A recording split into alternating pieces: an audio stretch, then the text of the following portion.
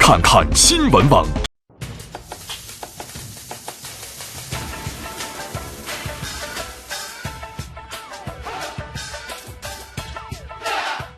观众朋友们，大家好！我今天呢是来到了真光路的中环百联哈，就在这个门口呢，正在举行一个全国零特优绿色食品展，好像东西非常多，你看好不热闹哈，人也是非常多。我们看看都卖些什么，走。杨吕这一头就扎进了人群中，看看他今天都给我们找到些什么好吃的吧。弄好，弄好，弄好。啊，主要有些什么？这边我看都是核桃。核桃，今年核桃、新年核桃比较多吧？但是好核桃也比较少一点吧。关键是这种一年就这个是新疆的核桃是吧？新疆这皮很薄的，一年就碎。对，一碾就碎啊！哟，两个放在一块，一捏我能捏得碎吧？那肯定捏得碎，捏不碎我们拿看的是。大力士嘛。这里的炒货品质都很好，而且种类呢也比较多，除了核桃，还有香妃子、碧根果和松子。你们好，正在买这个枣子是吧？对，买这个枣子，挑选枣子有没有一些什么方法？教我一点，教两招。我们我们就比较紧实一点的，比较紧实一些，看起来颜色光亮一点，颜色光亮，摸起来比较紧实一些哈。那个头大小有没有讲究？个头中等的比较好。你这是哪里的枣？新疆的枣。新疆的枣。对，而且我们这个枣全部都是今年新上市的枣。新疆的枣子它有什么特别的地方？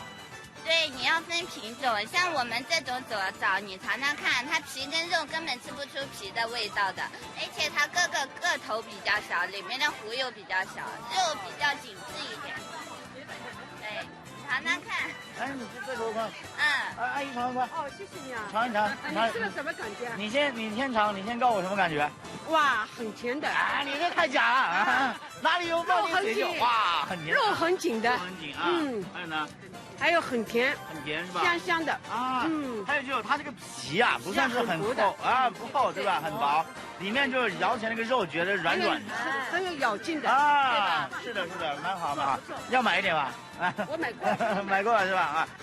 杨吕真是口福不浅啊！这一路吃过来，倒是了解了不少有关枣子的知识，不知道下面还有什么在等着杨吕呢？还有什么比较特别的？特别的它是还有这个鹰角豆，这个对，鹰角豆，鹰角豆对，它是降那个三高的，还有降三高，还有糖尿病啊，还有那个心管血病啊，像个鹰角一样，嘴巴像个鹰角一样，对，像嘴巴，所以说它的生理。哎，真的耶！你看，它这个嘴巴长得有点像那个鹰角一样，所以叫它鹰角豆。这个可以直接吃吗？炒的吃也可以的，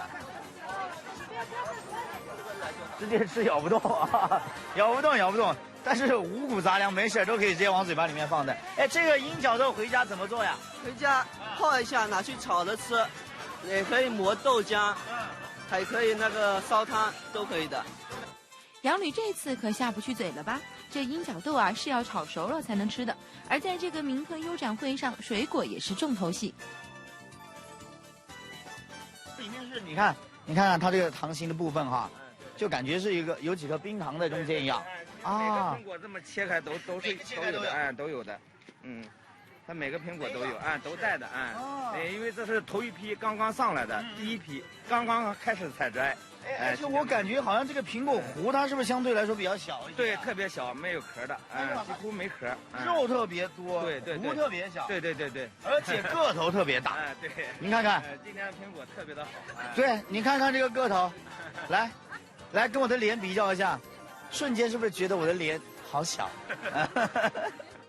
这种苹果吃口爽脆，水分充足，甜度比较大，而且由于是刚采摘上市的，绝对新鲜。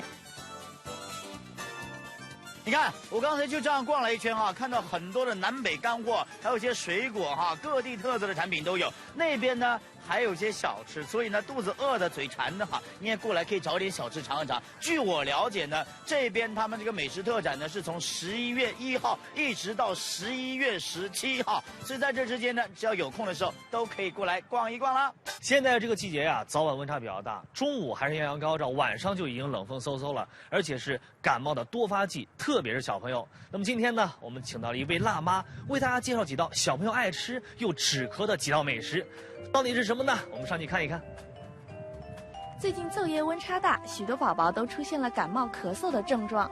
除了吃药，有什么好的食疗方法可以让孩子乐于接受呢？今天我们就请来了一位辣妈达人，教大家3种食疗妙方。在我身边呢，就是我们的辣妈小雪了。小雪你好。你好，你好。小雪，辣妈达人，擅长 DIY 各种适合宝宝的美食。哎，您的宝宝现在几岁了？现在21个月。21个月，平常的话就会自己学做一些东西给他吃，是吧？是啊，在这个秋天比较容易干燥的季节，宝宝又很容易咳嗽嘛，身体缺水啊，比较燥热的情况下，就会经常做一些各种各样的东西给他吃了，然后调理一下什么的。他吃了效果怎么样？还不错，就是说对于咳嗽啊，或者是比如说大便不畅啊，或者什么都会有很好的效果的。太好了，今天我们就要找这个止咳的美食啊。这个就是非常简单的入门级的一个叫盐蒸橙子。橙子，然后拌上盐，还要蒸是吧？对，有蒸才会有那个把陈皮的效果给蒸出来。您今天是用橙子来做的，用橘子行不行？这就要分了，因为用橙子的话针对的是热咳，用橘子针对的是寒咳。就怎么区分呢？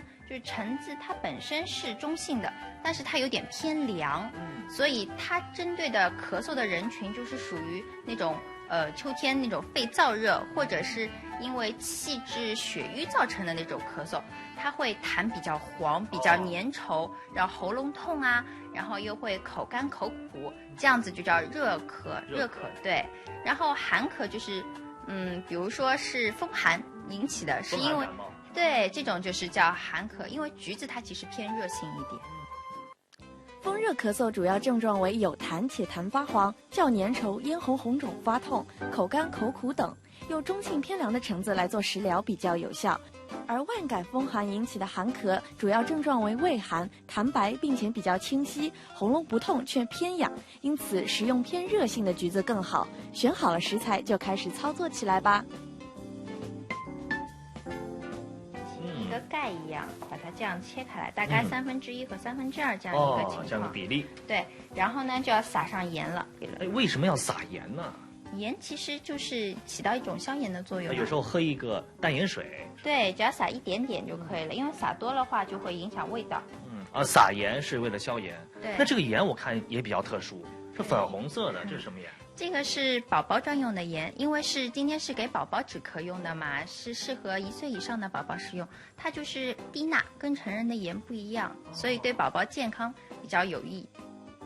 接着用筷子插一些小洞，使盐充分渗入到橙子的果肉里，再盖上盖子，放入锅中，开中火，隔水蒸15分钟左右。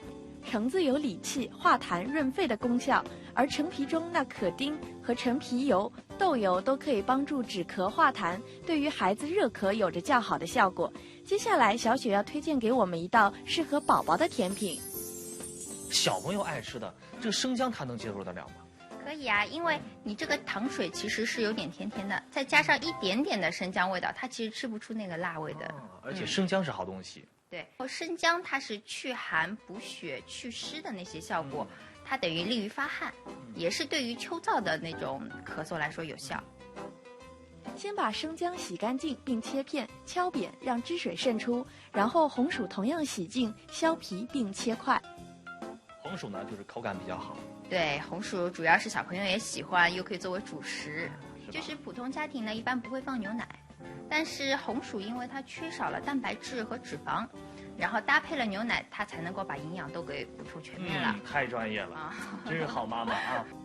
做这道甜品除了用到生姜、红薯和牛奶，还有一样既能调味又有止咳功效的冰糖。我们为什么不用白砂糖呢？因为对于咳嗽或者是秋燥的一些情况嘛，用冰糖的话，它是有润肺止咳的作用，它有很好的辅助效果的。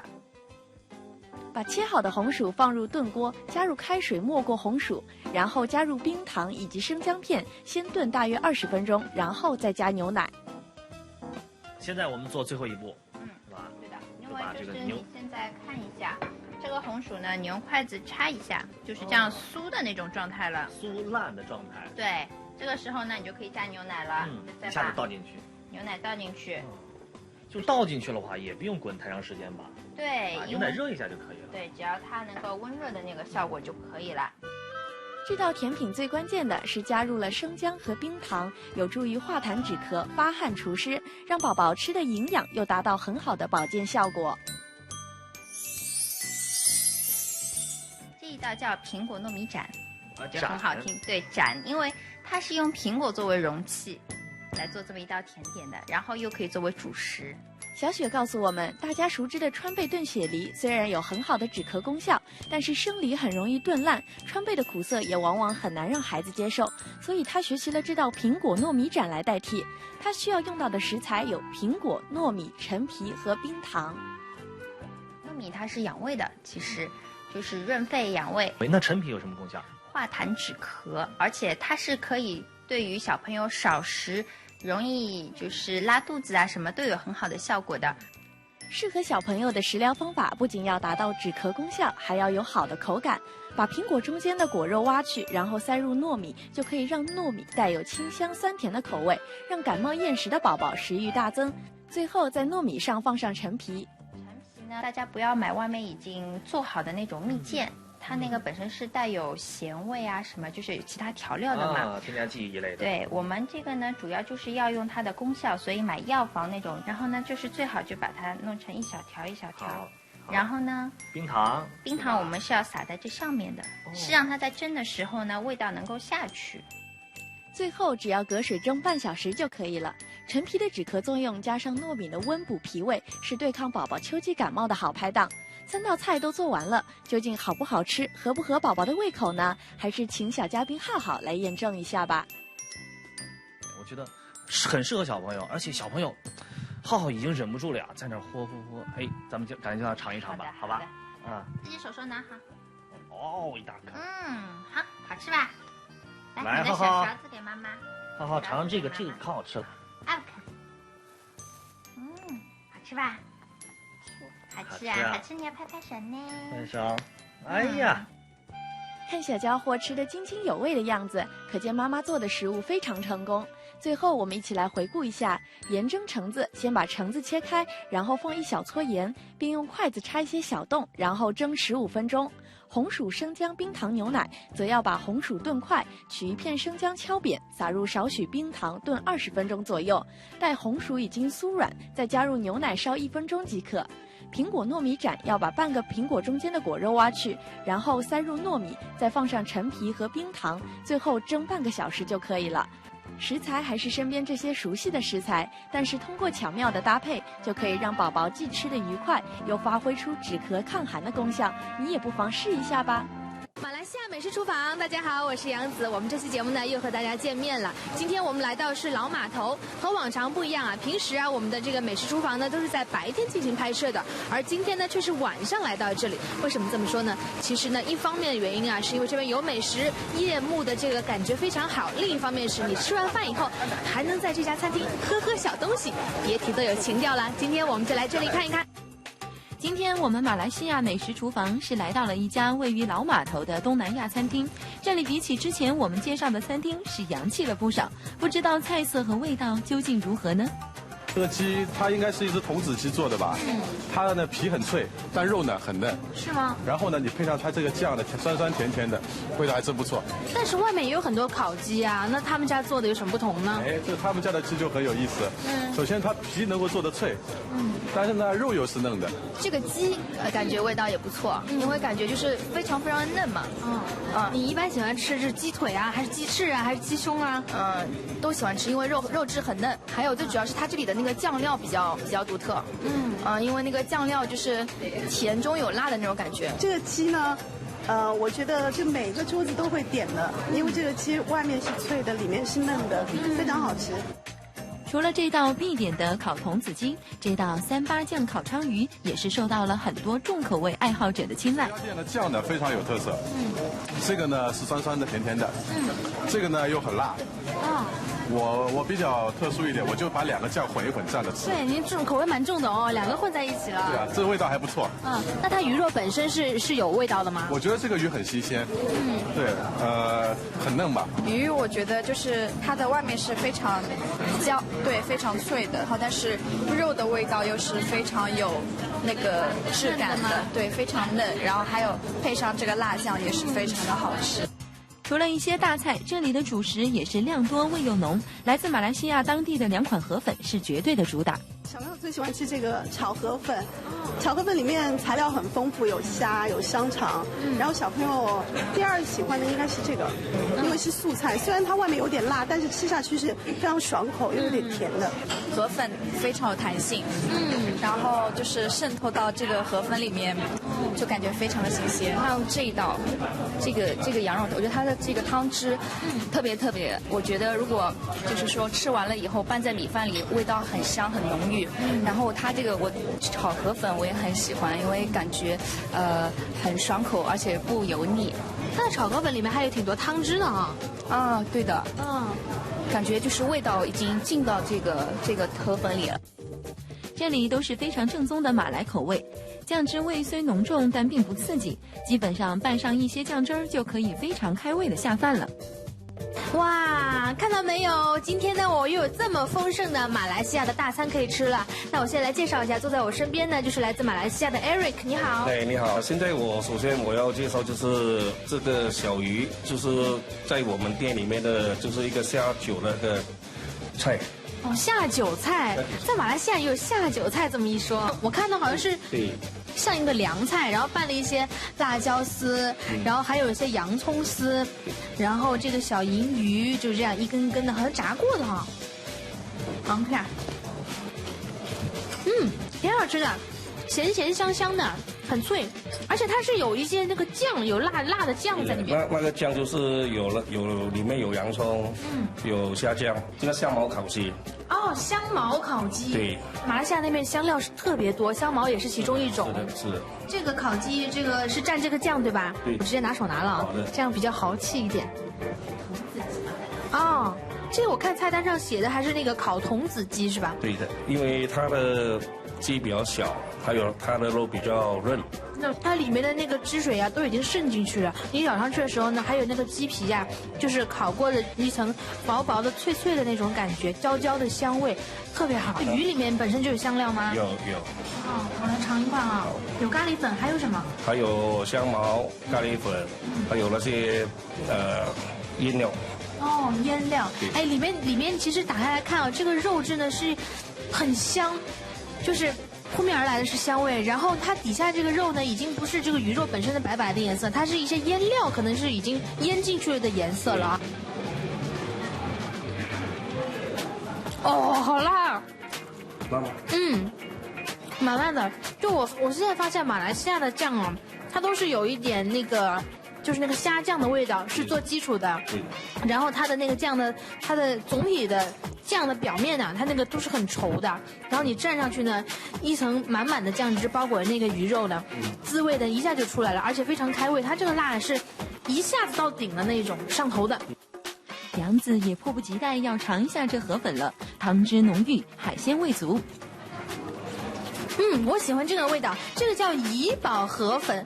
其实这个呢和那个叫槟城炒粿条呢是差不多的，因为它都用的原料同样都是河粉，只不过呢是来自马来西亚的2个地方，然后以他们这个地域的这个名字来命名的。但我本人呢，我喜欢这个，因为这个其实吃上去呢就有点像那种烩饭烩面，它是带一少许的汤汁，但是又不会像汤一样，也不会太干。然后它的那个河粉本身估计是那个之前的工作做得很好，有泡过一段时间，所以你吃上去的时候非常滑。其实啊，这里还有一个好处呢，就是你吃完了一桌子菜以后呢，觉得意犹未尽，可以来上一杯这样的鸡尾酒，漂不漂亮？是不是有点像彩虹？给人带来好心情。我们今天啊这一站呢，又是尝到了这么多的马来西亚的最具代表性的菜式，又可以喝到这么美味的鸡尾酒。如果是真的是非常喜欢咱们马来西亚菜的朋友们，千万不要错过了下期节目，继续关注我们的马来西亚美食厨房哦。今天我们要买的这个主角呢，可以说他非常的神秘啊，因为他经常会偷偷的变身来和大家见面。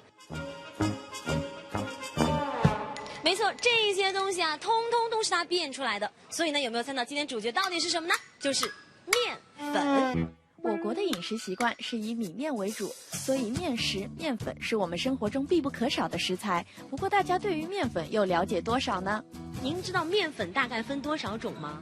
这个我不知道。粗面粉和细面粉呀？净的、软的呀？全麦面粉，是那个标准粉，特级粉。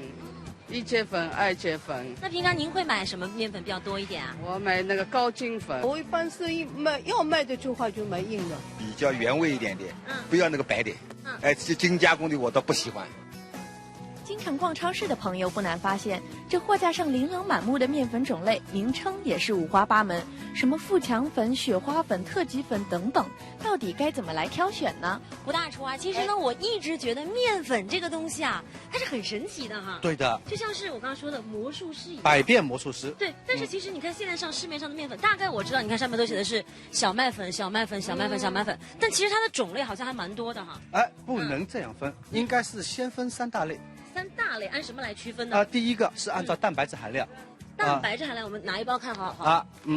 这一包的蛋白质含量在17%啊。17%。那么一般来说，蛋白质含量呢是分成3个等级。一个呢就是说是高筋粉、中筋粉和低筋粉。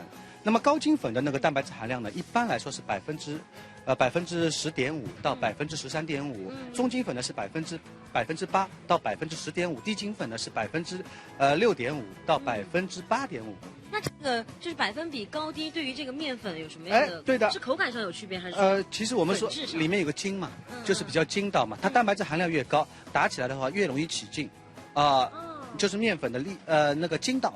就是看你要做什么吃。粘手感，高筋粉呢，它适合做什么？因为它比较筋道嘛，它适合做面包啊、饺子皮啊、馄饨皮啊，可以长时间在水里面烹煮的，粘性一点。对，它不容易融化。中筋粉可以做什么呢？馒头、包子，因为它们要么就是蒸的，要么就是烤的。低筋粉它适合做什么呢？做松糕啊，这些比较松软的那种点心类的，还有包括菜肴。我们菜肴里面有的时候要拍一点粉，就用低筋粉去拍。一般来说，市面上没有特别说明的面粉，大部分都可以当成中筋粉使用。除此之外，还可以根据加工的精度，也就是面粉颗粒的粗细，分为特1、特2、普通和标准粉4种，或是根据专用用途，分为饺子粉、馒头粉、面包粉等。其实胡大厨，除了面粉本身啊，它比较神奇，种类比较多之外，它的很多粉兄弟啊也蛮有讲究的，比如说生粉啦、淀粉、木薯粉啊、糯米粉啊、米粉啊这些分类，我知道它们跟面粉应该是不归同一类的，但是它们之间应该都是粉家族的。其实是这样子的，那么淀粉和生粉呢，它们都是用来勾芡的，它们是统称。那么就像有一个正名和一个小名一样，有玉米淀粉啊，还有那个叫是木薯淀粉啊，还有罂粟淀粉啊，还有甚至于有稳定粉。那么这些粉类，它全部都是因为在烧菜的时候加厚度，或者在烧汤羹类的时候加厚度，然后去勾芡。上海应该叫炸泥。还有一种呢，就是在生的时候上浆。那么就是说是把粉放到肉类里面去上浆上温。对的，对的，其实不是叫软化了，它其实是包裹在食材的表面以后，经过热加工以后，把水分锁在里面。它比较是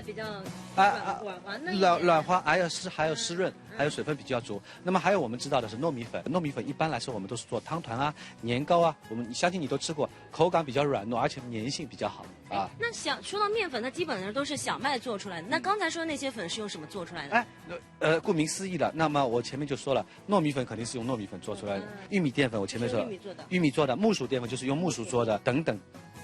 同样是白白的粉，乍一看没有什么区别，用途却是大相径庭。接下来当然要学习一下怎么挑了。大厨，你是平常怎么来挑选面粉？4点啊。捏、看、闻、尝。第一个捏。那么我们可以轻轻的把手去抓到面粉，然后轻轻的用手稍微摩擦一下，它是比较细腻、细腻的感觉，而且比较干燥的，就称之为捏。这是第一点。细腻干燥的是好的。细腻干燥是好的。潮湿是容易结块的了哈。潮湿容易结块，容易发霉。然后我们是看它的颜色。那么其实呢，颜色的话呢，并不是越白越好。因为越白的话，它的精度越高，精度越高的话，它的其实说它蛋白质含量就会相应的降低。精度的话是加工精度吗？对的，加工的精度。那么还有里面营养弄没了。对的，还有一个储存的时间，如果是比较长的话，那么还有一个储存不当，它的颜色会发灰发暗。太白了也不好，太深了也不好。对的。第三个呢，就是说闻，你可以闻一下，那么如果说是添加了其他添加剂啊。或者是腐败了、变质了，那相对来说闻出来就会有刺激性的味道。那么这些味道全部没有，闻到了很纯正的那个小麦的清香味，那么就是 OK 的。最后一个呢是尝，我们可以适当的用手指，蘸一点点面粉，我们可以沾住，然后放在嘴巴里面轻轻的尝一下，尝是什么呢？也没什么味道嘛。对呀，但是有面粉的味道嘛，有一点点除了面粉的味道就没有其他味道了，对不对？所以这是好的哈。就是好的嘛。你要吃出来什么味道，反而这个面粉。对的，如果说是有比较刺激喉咙的，如果说是有一些苦味啊，或者是酸味啊，或者是腐败的味道，那就不好了。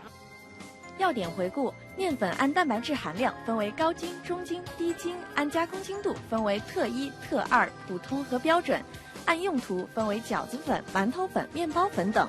挑选时记住捏、看、闻、尝4字口诀，手感顺滑，颜色纯白，小麦清香，口感微甜，则是好的面粉。不过我们常常会遇到面粉买回去后扔了包装分不清是哪类粉的窘境。今天胡大厨可是要教咱们一个快速区分的小妙招哦。最常见的了，高筋粉、低筋粉。你用你的2只手分别去抓一小把，来这里也抓一小把，手刚刚触摸下去，其实没有太多的这种触感，然后稍微用力，稍微捏一下，捏一下是吧？捏一下，捏一下，好，然后呢？然后打开，轻轻的抖动一下，可以了。有区别了。有区别了吗？左边这个是高筋粉，好明显容易散一点。对的。右边这个低筋粉好像就算抖动一下，它好像还是会成块一点的。对的，这就是最方便、最简洁的辨别方法。除此之外，高筋粉和低筋粉在遇到相同比例的水时，呈现的形态也是不一样的，这也是区分两者的一个方法。这是低筋，对吧？是一样的。然后我们加上相同剂量的水，然后我们看最后的形态怎么样，呈现出来会有没有什么不一样哈？对的。这个水大概要加多少呢？也是加到8分我们是一样的，好吗？水是要少一点的哈。慢慢加。自己在家想和个面一般做点心都是慢慢加，因为如果一下子加的太多的话，它的面会成块，有疙瘩，不容易打开。也是慢慢打匀了以后，再慢慢把水加进去。那么我们现在已经看到了高筋和低筋两种了，然后我们再打开，差别很大。这边这个低筋粉，它明显感觉好像会湿度比较大一点哈。对，它已经有坍塌的感觉。对，但这边这个用高筋粉做的，你看，我已经可以一整块这样加起来了。对的，反而好像说刚才这个会容易散的，这个时候反而不容易散了。所以我就说了嘛，这是神奇的变身魔术师面粉。如果想要在家用高筋粉做面条、饺子皮等等，要注意水和粉要依次慢加，手势力道也要均匀。那么这低筋粉咱们也别浪费了，接下来大厨就要教我们做一个3分钟快速早餐法。很简单嘛，我们适当的加一点食盐。食盐有什么功效呢？一个是加味，还有一个在面粉里面可以让面粉相对来说有一点筋道。低筋粉，然后大概要调整什么样的葱也要放进去。要放葱，因为我们要放鸡蛋多放点葱会比较香然后我们放1个鸡蛋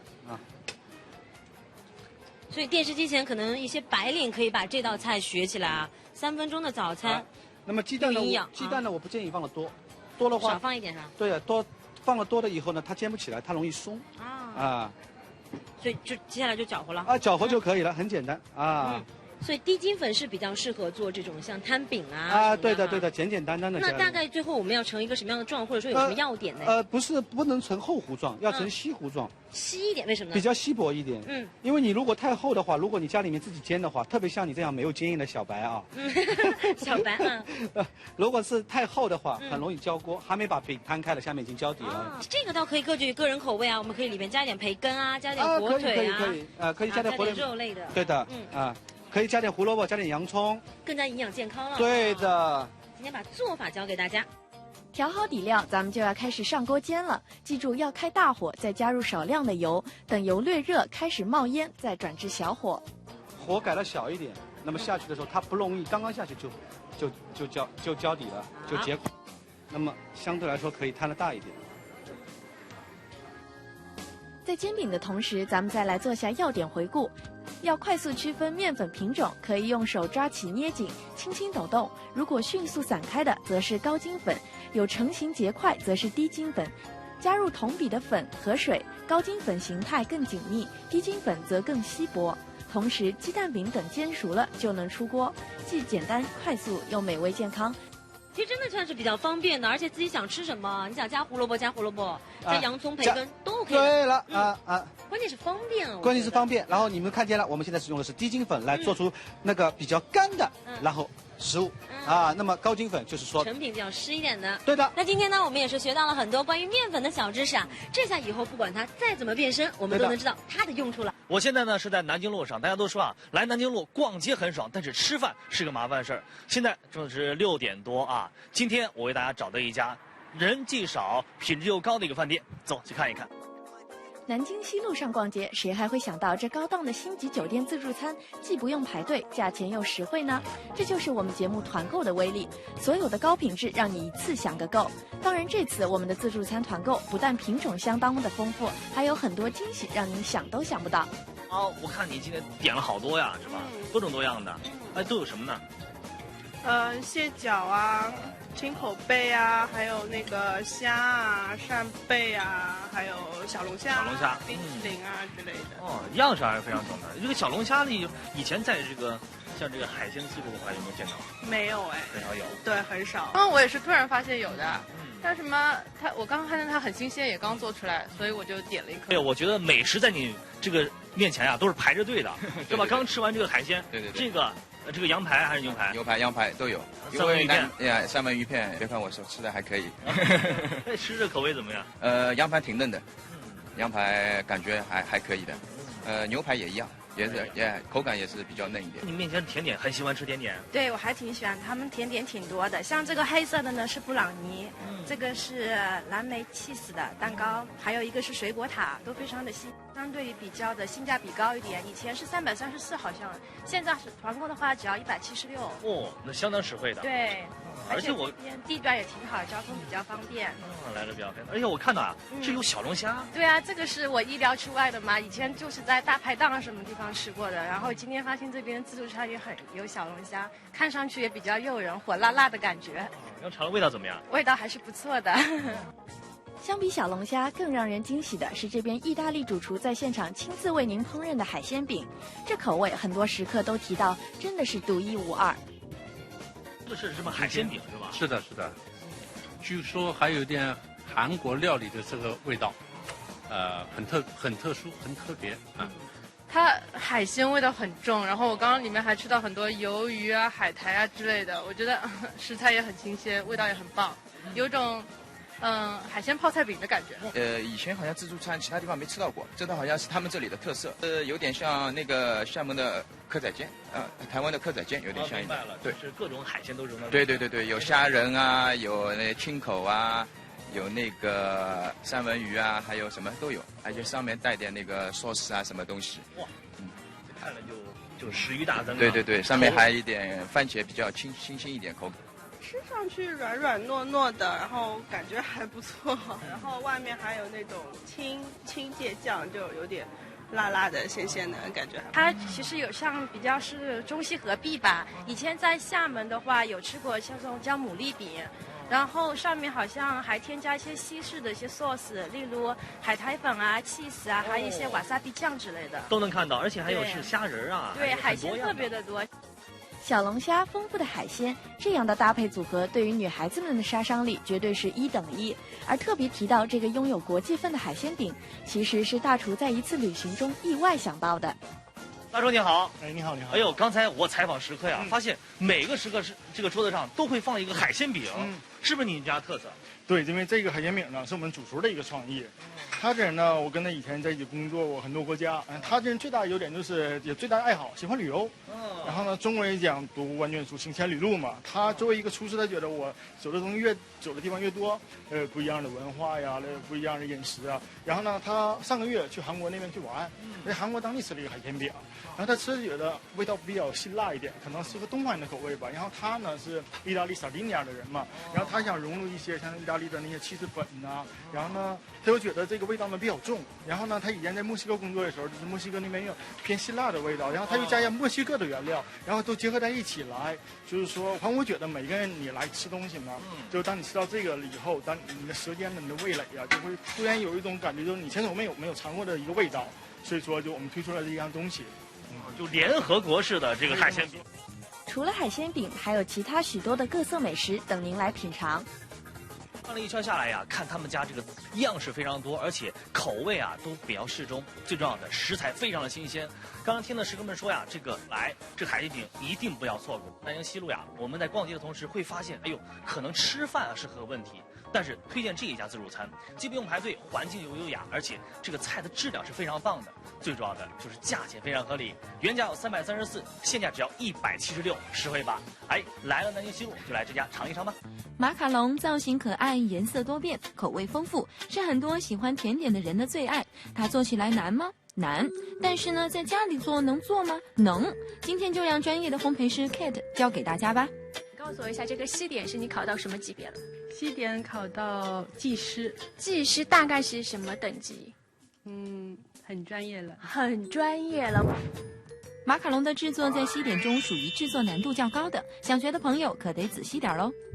其实马卡龙的原材料很简单的，就是鸡蛋、糖粉、杏仁粉。咱们现在做的先是外面的，就是2块像饼外壳是吗？哦，好。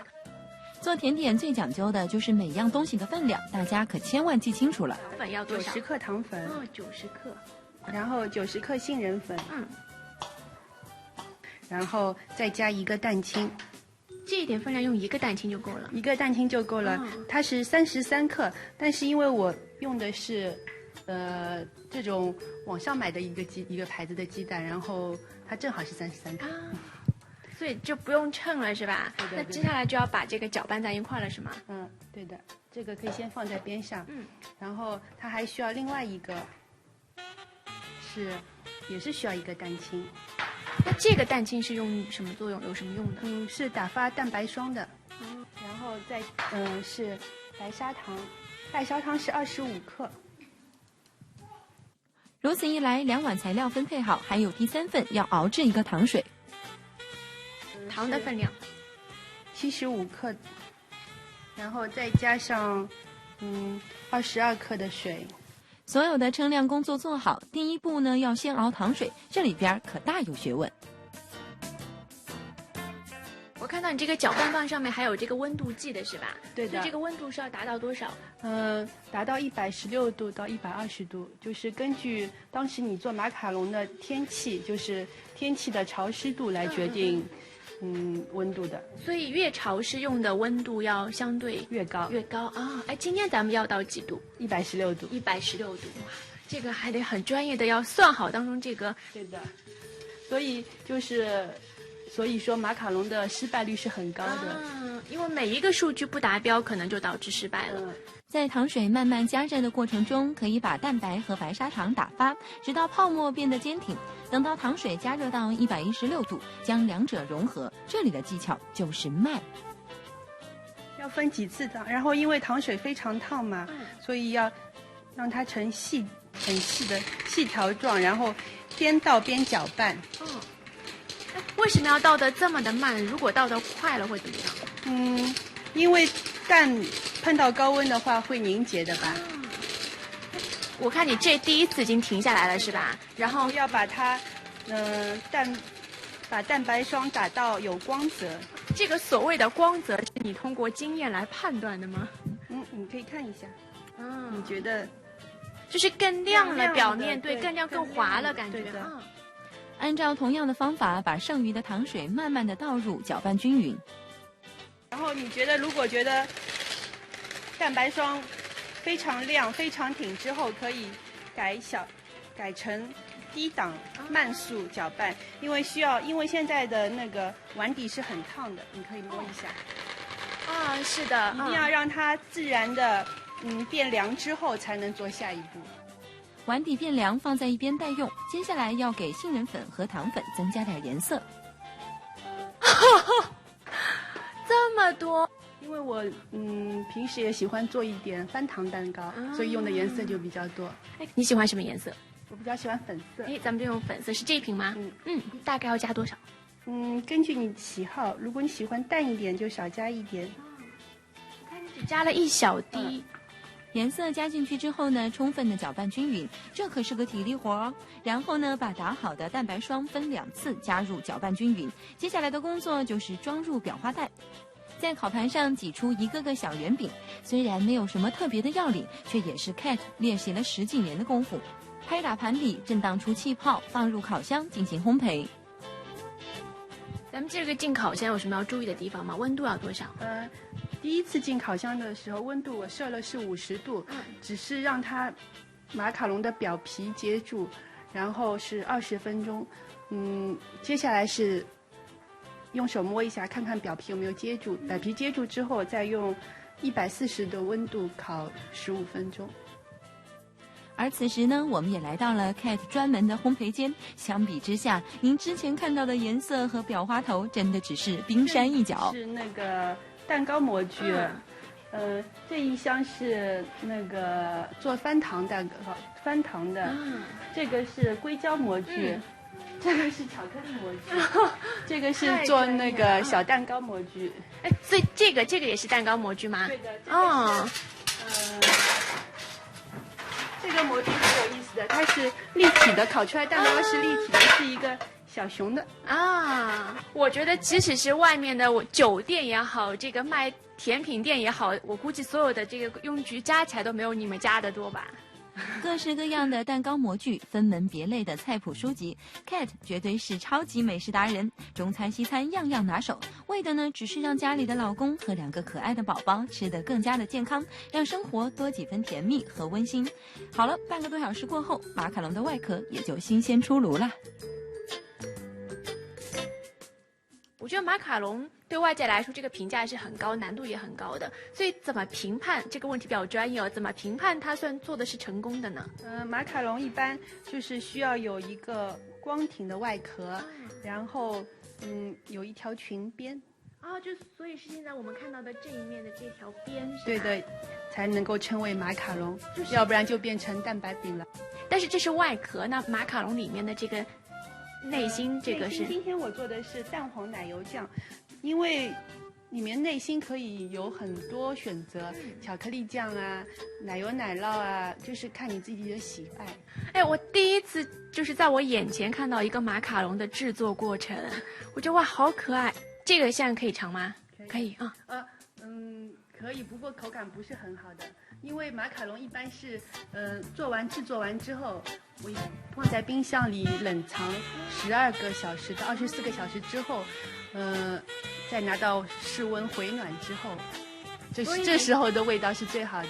所以这个就是作为主持人的特权，因为大家都没有尝过这个制造到一半的这个马卡龙的味道，来尝一下。这个我觉得咬上去可能更有一些韧性，然后但是这个一点都不甜。我觉得我平时吃马卡龙最大的问题，我觉得太甜了，感觉就是糖精做成的。但是今天这个咬在嘴里，我感觉一点都不甜也不腻，而且当中的这个夹心特别香。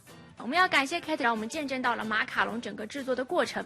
我觉得如果用2个字来形容呢，就是专业；如果再有2个字形容，就是非常的精致。所以我们也谢谢你。同样，电视机前的观众朋友们，如果喜欢吃这个西餐，喜欢吃这个西点的，也可以自己尝试着动手做一做。好了，今天节目到这里就结束了，让我们明天同一时间也去美食跟大家不见不散。明天见，拜拜。